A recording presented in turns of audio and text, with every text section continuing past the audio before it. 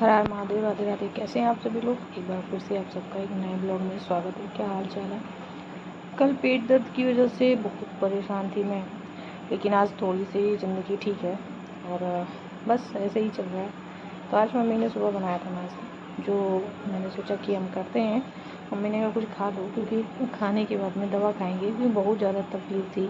रात भर सोई नहीं, दिन में भी नहीं आराम मिला और बस ऐसे ही चल रहा था। तो मम्मी ने कहा कि थोड़ा बहुत नाश्ता करोगी तो आराम होगा पेट में और मन भी थोड़ा प्रफुल्लित होगा। अच्छा, चेहरा देख के ये मत समझो कि तकलीफ़ नहीं होती, किसी को होती है, तकलीफ़ बहुत होती है। हाँ, कोई बता पाता है, कोई नहीं बता पाता। मैं नहीं बता पाती हूँ अपनी चीज़ों को, क्योंकि मुझे लगता है कि हर बात बताने से अच्छा है कि जब अपने आप ठीक हो जाएंगी तो ठीक ही है। तो अभी मैं नाश्ता करूँगी, दवा खाऊंगी, उसके बाद में देखूंगी कि करना क्या है, क्योंकि ज़िंदगी है, थोड़ी बहुत थोड़े अलग तरीके से जीनी ही पड़ती है और आसान नहीं है इतना जो कुछ भी हम सोच बैठते हैं। तो ये बेहतर है कि मम्मी है सब चीज़ें हैंडल करती हैं। मम्मी मेरी बहुत अच्छी हैं, जो शायद हर किसी की नहीं होती, मेरे नसीब में है। और मुझे यही माँ हमेशा चाहिए, हर जन्म चाहिए कि मेरा सपोर्ट करे और मेरे साथ रहें। मेरी मम्मी है ही इतनी प्यारी। I love you mummy. दोस्तों, मेरा एक पार्सल आया है, मंगाया मैंने परफ्यूम। मेरे पीछे देख रहे हैं एलन हाउस स्कूल पब्लिक। ये रहा मेरा पार्सल। और माँ अगर है ज़िंदगी में आपकी, तो ज़िंदगी आपकी बहुत सुकूनदायक होती है। ये मेरी गली, माँ ही सब कुछ आपके लिए होनी चाहिए। मेरे लिए तो मेरी मम्मी जो कुछ भी है, जो कुछ भी मेरे जीवन में चल रहा है, वो मेरी मम्मी की ही वजह से है। और अगर मम्मी नहीं होगी तो शायद मैं नहीं होंगी, क्योंकि माँ ही मेरे लिए सब कुछ है। ये मेरा चश्मा है जो मैंने टेस्ट कराया था। जीवन दायिनी है, उन्होंने ही जन्म दिया और वही पाल पोस के मुझे बड़ा कर रही है और वही इतनी आगे तक मुझे लेके आई हैं कि मैं आप लोगों के साथ में जुड़ी हूँ, क्योंकि मम्मी मेरा सपोर्ट करती हैं हमेशा। और बिना मम्मी के सपोर्ट के मैं कुछ भी नहीं हूँ। और मेरे पेट में फिर से दर्द स्टार्ट हो चुका है, क्योंकि दवा का जो था वो अब ख़त्म हो चुका था। अब हो चुकी है शाम, तो शाम को भी यही कहानी है कि थोड़ा बहुत घर का काम। और जो पूरा दिन नहीं मैंने किया, मैंने सोचा अब चलो करते हैं। दोपहर में मैंने पढ़ाई करने की कोशिश की थी, मैंने सोचा चलो थोड़ी देर बैठ के पढ़ाई करते हैं और थोड़ा बहुत काम कर लेते हैं। देखो, ये पेट दर्द तो होता रहता है, मेरा अक्सर होता है। मैं कुछ खाऊं तो, अगर मैं मैंगो शेक पी लेती हूँ तो मेरे दर्द होने लगता है। मैंने अगर सूजी का हलवा खा लिया तो मेरे पेट में दर्द होने लगता है। अगर मैंने कुछ बाहर का खा लिया तो दर्द होने लगता है। अगर मैं बाहर का नहीं खाती हूँ, लोगों को लगता होगा कि मैं खाती हूँ, बाहर का ही खाती हूँ, नहीं खाती हूँ। और ये 1-2 महीने की बात नहीं होती, कम से कम 6-6 महीने बीत जाते हैं मैं बाहर का नहीं खाती हूँ। तो अब मैं चल रही हूँ, सारे धीरे धीरे अपने काम निपटाऊंगी जो ज़रूरी हैं, क्योंकि कपड़े बहुत ढेर सारे कल धुले थे। जब मुझे फुर्सत होती है तो मैं अपने कपड़े सारे के सारे धुल डालती हूँ, क्योंकि डेली कपड़े धोना ज़रूरी होता है। देखो, मैं अपने घर में चौथी हूँ, संतान हूँ और बड़े भाई बहनों की शादी भी हो चुकी है। एक भाई ने हमारे संन्यास ले लिया है, तो मैं बचती हूँ, चौथे नंबर पे आती हूँ। और चौथे नंबर पे आने के बाद में मम्मी तो थोड़े बहुत मम्मी काम करती, थोड़े बहुत हम करते, थोड़ा बहुत मेरे भाई जी करते, हम तीनों लोग मिलके करते। लेकिन कुछ काम किसी एक ही को करने होते हैं, मैं करती हूँ जो। और ये नहीं कि मैं ही सिर्फ करती हूँ, ऐसा नहीं होता है। लेकिन कुछ जिम्मेदारियाँ होती हैं जिनको हम उनसे मुंह नहीं मोड़ सकते, और उन जिम्मेदारियों को निभाने का तरीका भी थोड़ा सा अलग होता है, मेरा अपना है। और ऐसा नहीं कि ये काम कोई दूसरा नहीं कर सकता, बिल्कुल कर सकता है। और ये कोई बहुत बड़ी वाली चीज़ नहीं है। लेकिन हाँ, जब मैं ठीक होती हूँ तो मैं अपने काम बखूबी करती हूँ।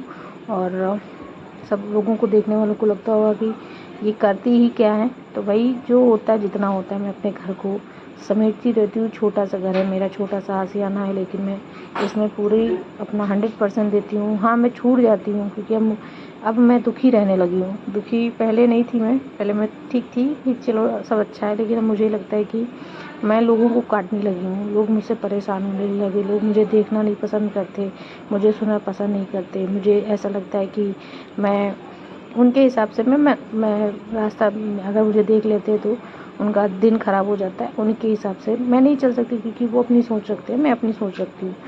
मैं अब यहाँ से बताया मैंने कि हमेशा मैं यही कहती हूँ, काफ़ी टाइम से कहने लगी कि मुझे यहाँ से जाना है, लेकिन मैं इस घर को बेहतरीन बनाने के लिए हर एक कोशिश प्रयास करती रहती हूँ, अपनी छोटी चीज़ों को सही से रखना, उठाना, धरना। हाँ, मेरे पास बंगला नहीं है अभी। बंगला देखो, जब तक छोटा हो या बड़ा अपना होना चाहिए। मैं कहती हूँ कि लोग अपने घर में ना रह के किराए पे चले आते रहने, तो भाई मैं उनसे निवेदन करना चाहती हूँ कि देखो, जहाँ भी हो, जैसे भी हो, उसको घर ही बना के रखो। मैंने भी इसको घर ही समझा है। हम यहाँ से रह आए हैं, बचपन से रहते चले आए हैं। मैं इसमें बहुत ज़्यादा इमोशनल फील करती हूँ, लेकिन मेरा घर है, छोटा है, किराए का है, पैसे दे करके रहते हैं, लेकिन कोई बात नहीं है। जब हम जाएंगे तो ये फिर वैसे का वैसा ही हो जाएगा, किराए का मकान। लेकिन अभी मेरे लिए घर है जहाँ पे मुझे सुकून मिलता है, और मैं अपने घर को थोड़ा बहुत जिस तरीके से सजाना संवारना होता है मैं करती रहती हूँ।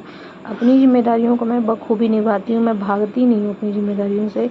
जो भी मुझसे होता है, चाहे वो घर के प्रति हो, चाहे खुद के प्रति हो, या अपने आसपास के प्रति हो, मैं करती हूँ, कोशिश करती हूँ कि मैं जो हूँ, जैसी भी हूँ, मैं अपने आप को वैसे ही ढाल के रखती हूँ। मैं ज़्यादा दिखावे में बिलीव नहीं करती कि मेरे पास सब कुछ है। भाई, सबके पास सब कुछ नहीं होता, मेरे पास भी नहीं है, और कब कब होगा मुझे इसकी जानकारी भी नहीं है।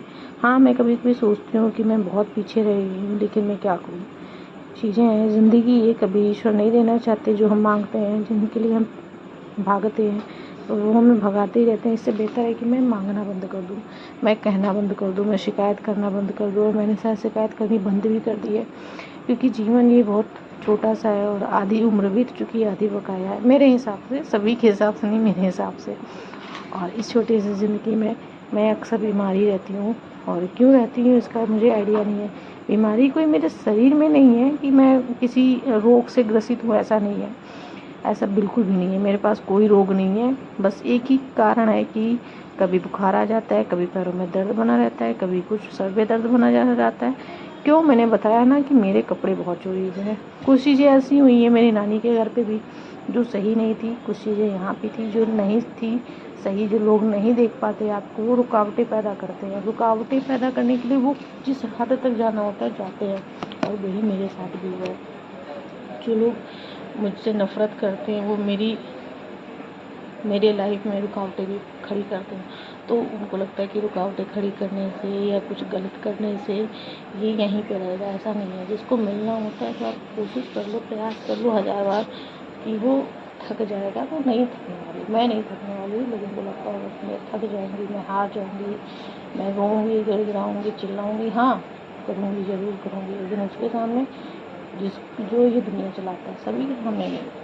सभी को लगता है कि सभी के सामने करने से सब कुछ सही हो जाएगा, नहीं होगा, क्योंकि ये मेरी लाइफ है। और मैं कहा पहले भी मैं बोल चुकी हूँ, मैं हार नहीं मानूंगी, मैं आगे भी बोल रही हूँ, मैं हार नहीं मानूंगी। कभी ना कभी तो मेरा भी दिन आएगा, कभी ना कभी चीज़ें मेरी भी बेहतर होंगी, कभी ना कभी मेरा भी ध्यान खड़ा होगा, कभी ना कभी मैं भी आके भड़क के दिख जाऊँगी, मैं कभी ना कभी ये घर भी खाली होगा, कभी ना कभी ये चीज़ें सही भी होंगी, कभी ना कभी ये घर संभलेगा भी। ये घर नहीं, मेरा घर, हमारा घर, जिसमें हमारा पूरी फैमिली रहती है, और वही सही है, और जिसमें हम खुश रह सकें। और हम लोगों को कोई भी ऐसा नहीं है जो खुश रहने से देखना चाहता है। सब लोग चाहते हैं कि ये इस शायद धरती पे ही ना रहे, तो मैं क्या करूँ, उनकी प्रॉब्लम है। वो चाहते थे, वो चाहते हैं, और चाहते थे वाले लोग जो थे वो कहाँ है मुझे नहीं पता, लेकिन चाहने वाले आदमी हैं कि वो नहीं चाहते कि हम एक रहें, और हमको तोड़ते हैं। तोड़ने वाले बहुत हैं, जोड़ने वाला कोई नहीं है।